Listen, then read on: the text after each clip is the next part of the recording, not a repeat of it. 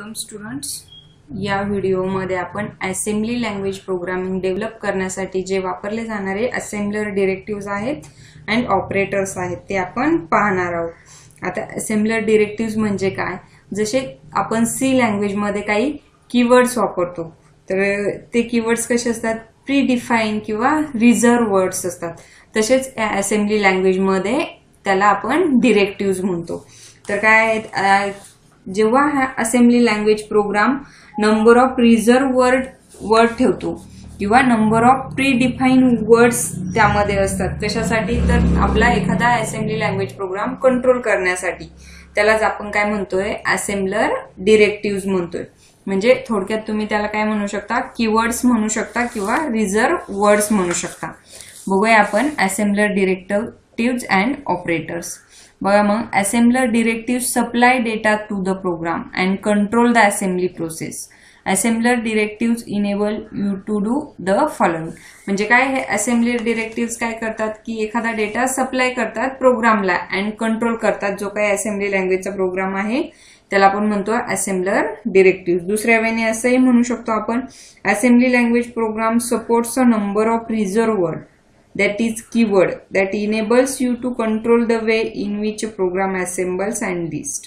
म्हणजे एखादा program control करण्यासाठी, असेंबल करण्यासाठी आपण काही रिझर्व कीवर्ड्स यूज करतो. त्याला आपण म्हणतो असेंबलर डिरेक्टिव्हज. बघा मग, असेंबलर डिरेक्टिव्हज कशासाठी इनेबल केले जातात? तर assemble code and data into specified section. म्हणजे जे काही आपले 4 सेक्शन आहेत, CS, DS, ES and SS, या 4 सेक्शन मधला डेटा स्पेसिफाय करण्यासाठी आपण यूज करतो. नंतर reserve space in memory for uninitialize variables. Memory space reserve करण्यासाठी वापरले जातात असेंबलर डिरेक्टिव्हज. नंतर control the appearance of listings. नंतर मेमरी इनिशियलाइज करण्यासाठी आपण यूज करतो. नंतर assemble conditional blocks, define global variables, specify libraries from which the assembler can obtain macros, examine symbolic debugging information. म्हणजे असे ह्या असेंबलर डिरेक्टिव्हचे वेगवेगळे टास्क आहेत. आता हे असेंबलर डिरेक्टिव्ह कुठल्या टाईपचे आहेत हे आपण पाहणार आहोत. तर असेंबलर डिरेक्टिव्हचे टाईप्स आहेत data definition and storage allocation directive. नंतर नेक्स्ट पाहणार आहोत आपण असेंबलर डिरेक्टिव्ह जो आहे प्रोग्राम ऑर्गनायझेशन डिरेक्टिव्ह. नंतर व्हॅल्यू रिटर्निंग ऍट्रिब्यूट डिरेक्टिव्ह. नंतर प्रोसिजर डिफायनिंग डिरेक्टिव्ह किंवा मॅक्रोज defining directive, branch displacement directive. अशा वेगवेगळ्या टाईपचे हे असेंबलर डिरेक्टिव्ह आहेत. तर आपण इन डिटेलमध्ये सर्वात फर्स्ट डिरेक्टिव्ह बघूया, data definition and storage allocation directive. आता डेटा डेफिनेशन म्हणजे काय? डेटाला इनिशियलाइज करण्यासाठीचे डिरेक्टिव्ह. आणि स्टोरेज अलोकेशन म्हणजे काय? मेमरी इनिशियलायझेशनचे डिरेक्टिव्ह. बघा मग कुठले आहेत? DB म्हणजे डिफाईन बाईट, DW म्हणजे डिफाईन वर्ड्स, DD म्हणजे डिफाईन डबल वर्ड्स, DQ म्हणजे define quad word, DT means define 10 byte.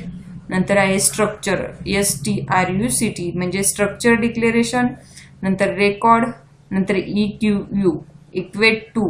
नंतर ORG ओरिजिनेट. नंतर अलाइनमेंट ऑफ मेमरी ऍड्रेस. नंतर E1 alignment and E1 memory location and label. हे झाले आपले data definition and storage allocation directive. आपण 1 by 1 बघूया. बघा, फर्स्ट आहे DB मीन्स डिफाईन बाईट. आता बाईट म्हणजे आपल्या सर्वांना माहित आहे 4 बीटचा एक निबल होतो. 4 बीट, जिथे 4 बीट कंबाईन असतील त्याला काय म्हणतो आपण? एक निबल. जिथे 8 बीट कंबाईन असतील त्याला आपण काय म्हणतो? 1 बाईट. म्हणून डिफाईन बाईट. बाईट म्हणजे किती बीट? 8 बीट. आता आपला हा 8086 मायक्रोप्रोसेसर किती बाईट आहे? तर 2 बाईट आहे. कारण त्याच्यामध्ये किती बीटचा तो मायक्रोप्रोसेसर आहे? 16 बीट्सचा मायक्रोप्रोसेसर आहे, म्हणून तो 2 बाईटचा मायक्रोप्रोसेसर आहे. मग बघा, DB इज डिफाईन बाईट. किती बीट आहेत मग डिफाईन बाईट मध्ये? 8 बीट्स. 1 बाईट म्हणजे 8 बीट्स. बघा मग कशासाठी वापरला जातो DB. It is use to declare a byte type variable of 8 bit. It also can be use to declare an array of bytes. म्हणजे बाईट्सचा ॲरे 8 बीटचा ॲरे डिक्लेअर करण्यासाठी डीबी वापरू शकतो किंवा 8 बीट पर्यंत एखादा व्हेरिएबल डिक्लेरेशन करण्यासाठी आपण डीबीचा वापर करतो. बघा मग the range of values that can be stored in a byte is 0 to 255 for unsign numbers and -128 to +28 for sign numbers. Memory range दिलेली आहे, स्टोरेज लोकेशनची रेंज ही लक्षात ठेवा, एक्झामला विचारली जाऊ शकते. आता बघा डीबी आपण कसा वापरू शकतो. Define byte, general form, name of variable, DB आणि इनिशियलायझेशन व्हॅल्यू हा त्याचा सिंटॅक्स आहे. Name of variable, DB, initialization values. Example मध्ये बघा मग नेम ऑफ व्हेरिएबल, इथे कुठलं नेम ऑफ व्हेरिएबल आहे, नम, नंतर DB, define byte, initialization value question mark, कुठलीच इनिशियलाइज नाही केली म्हणून क्वेश्चन मार्क.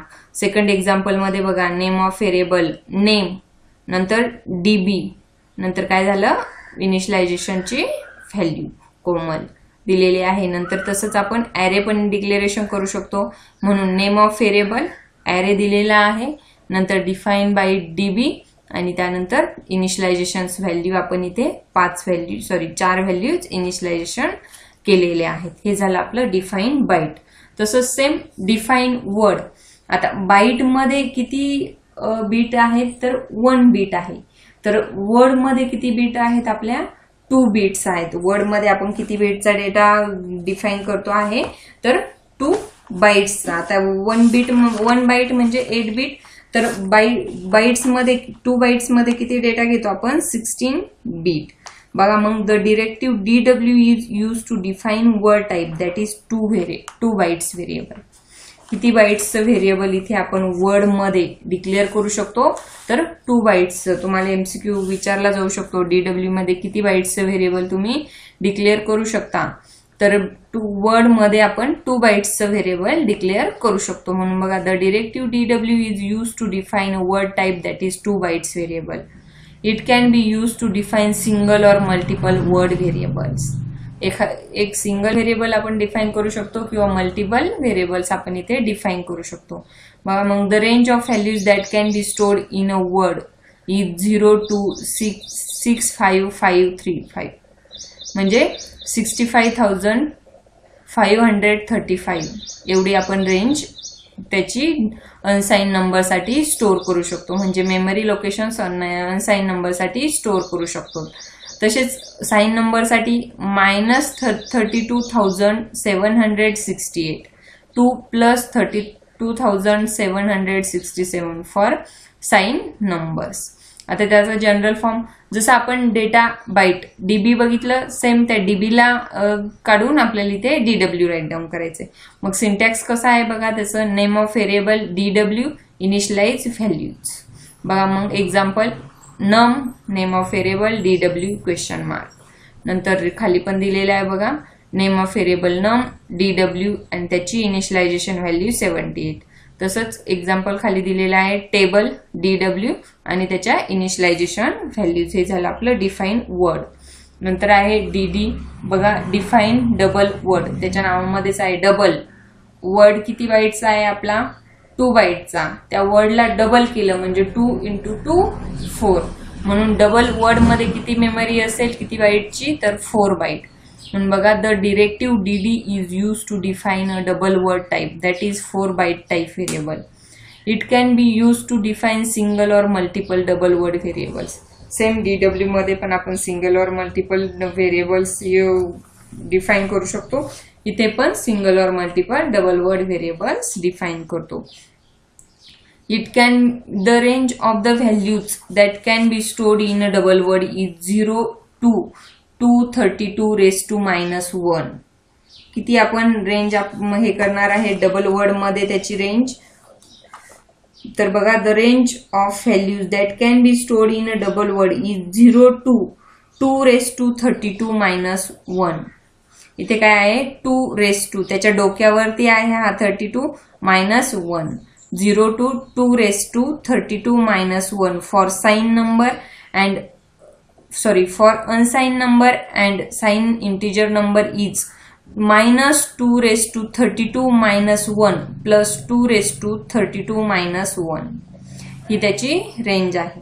जनरल फॉर्म कसा आहे बघा, name of variable dd initialization value. बघा name of variable num dd initialization value question mark आहे. Table name of the variable झालं, dd इनिशियलायझेशन व्हॅल्यू 1 2 3 6 अँड 7. नंतर नेक्स्ट आहे dq डिफाइन कॉड वर्ड. बघा quad म्हणजे 4, वर्ड म्हणजे 2 बाईटचा word आहे.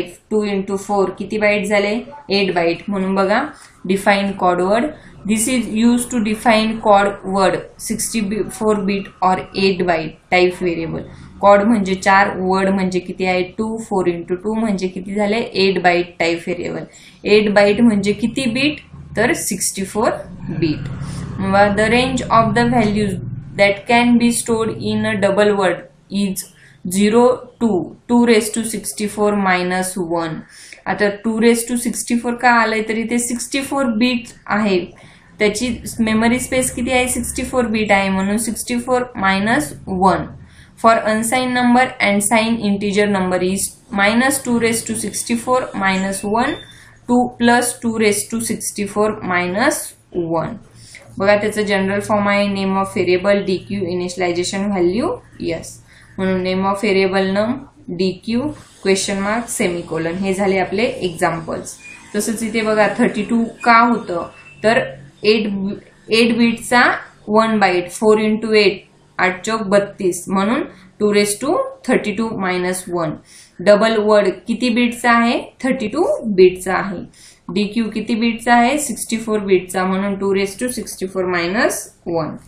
नंतर नेक्स्ट आहे बघा dt define 10 byte. The dt directive is use to define a 10 byte type variable. किती मेमरी अलोकेशन केली जाते इथे 10 byte type variable. It can be use to define single और multiple 10 byte variables. The range of the values that can be stored in 0 to 2 raised to 80 minus 1. 10 bytes म्हणजे किती 8 × 10 means 80 म्हणून 2 raised to 80 minus 1. For unsign number and sign integer number is -2 raised to 80 minus 1 2 plus 2 raised to 80 minus 1. General form आहे बघा name of variable dt initialization values. म्हणून बघा sorry इथे dq झालेला आहे, बट इथे dq च्या ऐवजी इथे dt लिहा. माझ्याकडनं कॉपी पेस्ट करताना राहिला आहे तिथे, बट न dt question mark semicolon. Table dt 1 2 3 4. हे काय झाले आपलं डिफाइन 10 बाइट. नंतर नेक्स्ट आहे आपला असेंबलर डिरेक्टिव्ह स्ट्रक्ट. स्ट्रक्ट म्हणजे काय structure declaration. The directive struct is used to declare the data type, which is a collection of primary data type db, dw, dd. The structure declaration allows the user to define a variable which has more than one data type. Structure मध्ये काय केलं जातं more than one data type चे variable आपण एका structure मध्ये define करू शकतो, डिक्लेरेशन करू शकतो. त्यासाठी आपण स्ट्रक्चर वापरला जातं. जनरल फॉर्म आहे बघा त्याचा स्ट्रक्चर नेम आणि स्ट्रक्ट वापरायचं. Structure name struct keyword sequence of dn, dw, dd directive for declaring. नंतर फील्ड स्ट्रक्चर नेम एंड्स. हा झाला त्याचा जनरल फॉर्म. एक्झाम्पल मध्ये बघूया आपण.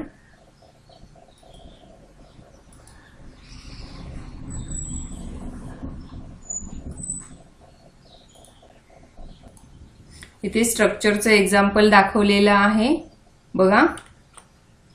Structure variable definition. The general form of a structure definition is as follows. Variable structure name initialization हे आपण बघितलेलं आहे. त्यानंतर एक्झाम्पल दिलेला आहे बघा एम्प्लॉई स्ट्रक्ट. एम्प्लॉई काय आहे हे आपल्या स्ट्रक्चरचं नाव आहे. Structure name employee struct keyword. त्यानंतर employee number dw question mark. हा काय झाला आपलं व्हेरिएबल डिक्लेरेशन झालं डिफाइन्ड वर्ड मध्ये. त्यानंतर नेक्स्ट व्हेरिएबल डिक्लेरेशन आहे बघा आपलं employee name db define byte 25 dup. Duplicate value येऊ नये म्हणून इथे काय दिलंय dup. नंतर आहे बघा एम्प्लॉई एज db. नंतर नेक्स्ट आहे employee department DB question mark, employee N S म्हणजे स्ट्रक्चरचं नाव काय दिलेलं आहे तिथे आपण एंड केलेलं आहे. हे झालं आपलं एम्प्लॉईचं स्ट्रक्चरचं एक्झाम्पल. परत बघा स्ट्रक्चरचं एक्झाम्पल सांगते. एम्प्लॉई हे स्ट्रक्चरचं नेम झालं, हा काय झालं स्ट्रक्ट कीवर्ड झाला स्ट्रक्चर डिक्लेरेशन साठी. नंतर employee number DW question mark, define word initialization केला. एम्प्लॉई नेम डिफाईन बाईट मध्ये इनिशियलायझेशन केलं. एम्प्लॉई एज डिफाईन बाईट मध्ये इनिशियलायझेशन केलं. एम्प्लॉई डिपार्टमेंट डिफाईन बाईट मध्ये इनिशियलायझेशन केलं. एम्प्लॉई एंड स्ट्रक्चर एंड केलं. त्यानंतर नेक्स्ट आहे आपलं असेंबलर डिरेक्टिव्ह, त्याचं नाव आहे रेकॉर्ड. बघा मग the directive record is use to define a bit pattern within a byte or word. काय करतो की किती बीटचा पॅटर्न आहे तो पॅटर्न डिफाईन करण्याचं काम कोण करतं, रेकॉर्ड करतं. It is similar to the bit wise access in C language. The record definition helps in encoding और decoding of bit for which some meaning is assign. काही आपण जर मिनिंग दिला असेल एखाद्या व्हेरिएबल्सला तर त्या व्हेरिएबल्सला एन्कोडिंग डिकोडिंग करायचं काम कोण करतं, आपलं रेकॉर्ड करतं. जनरल फॉर्म आहे बघा, record name record, field specification जे काही गिवन दिलेले व्हेरिएबल्स आहेत ते इथे असतील. त्यानंतर नेक्स्ट आहे आपला EQU. EQU म्हणजे काय, equate to. The EQU directive is use to declare the symbols to which some constant value is assign. जर काही कॉन्स्टंट व्हॅल्यू आपण एखाद्या डिरेक्टिव्हला किंवा एखाद्या व्हेरिएबलला असाइन केलेले असेल तर इक्वेट टू हा असेंबलर डिरेक्टिव्ह आपण यूज करतो. Such symbols are called as macro symbols. So macro assembler will replace every occurrence of the symbol in a program by its value. Equate to हा directive कुठे वापरला जातो, जास्त हा macro definitions मध्ये use केला जातो. कशासाठी, तर एखादी व्हॅल्यू सिम्बॉल मध्ये रिप्लेस करण्यासाठी. नंतर नेक्स्ट डिरेक्टिव्ह आहे बघा ORG म्हणजे originate. The directive ORG assign the location counter with the value specified in the directive. काउंटरची व्हॅल्यू लोकेशन व्हॅल्यू काउंटरला देण्याचं काम कोण करतो, ORG डिरेक्टिव्ह.